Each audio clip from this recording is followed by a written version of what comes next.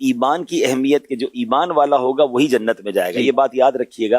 اور حدیث کے تحت یہ بھی پتہ چل رہا ہے کہ یعنی یا تو اللہ کریم کی رحمت سے اگر کوئی شخص ایمان والا ہوگا تو ابتدائی میں جنت میں چلا جائے گا، اور اگر گناہگار بھی ہے تو اپنے گناہوں کی سزا کاٹ کر پھر اس نے جنت میں جانا ہے، اور جو جنت میں جائے گا پھر وہ ہمیشہ جنت میں رہے گا۔ سبحان اللہ۔ تو ایمان کے بغیر کچھ بھی نہیں ہے، تو اس میں رائی کے دانے کے برابر ایمان بھی کسی کے دل میں ہے تو انشاءاللہ وہ جہنم میں نہیں جائے گا۔ اس سے مراد یہ ہے کہ وہ اللہ کی رحمت ہوئی تو ڈائریکٹ پہلے ہی جنت میں چلا جائے گا، ورنہ اگر گناہگار ہے، رب ناراض ہوا تو سزا کاٹ کر جنت میں جائے گا۔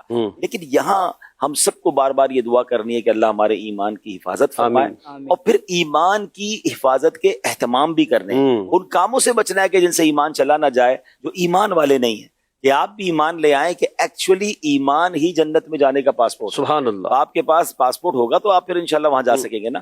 اللہ پاک ہم سب کو ایمان کی سلامتی نصیب فرمائے اور ایمان پر ہی مدینہ پاک میں ہمیں موت۔ اچھا، یہاں عبدالحبیب بھائی اگر ایمان کے ضائع ہو جانے کے اسباب میں سے ایک دو چیزیں اگر بیان ہو جائیں تاکہ ہم ان سے ڈریں اور اپنے آپ کو بچائیں۔ ایک بڑی وجہ تو گناہوں کی کثرت۔ صحیح۔ علماء فرماتے ہیں کہ جو گناہ کثرت سے کرتا رہتا ہے، عادی ہو جاتا ہے، تو ایک وقت آتا ہے کہ پھر اس کا ایمان بھی چھین لیا جاتا ہے۔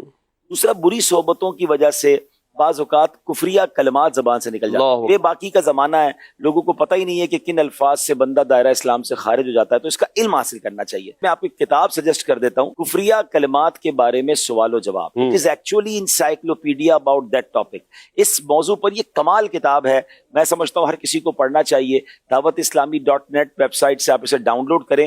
اس میں امیر اہل سنت نے مثالیں بھی لکھی، بالکل، گانوں کے اشعار میں، چٹکلوں میں، کامیڈی میں، ایسی مذاق میں ایسے جملے لوگ کہہ جاتے ہیں کہ پھر ایمان خطرے میں پڑ جاتا ہے۔ تو اس کتاب کو پڑھیے اور اپنی اور اپنے گھر والوں کی ایمان کی فکر۔ انشاءاللہ۔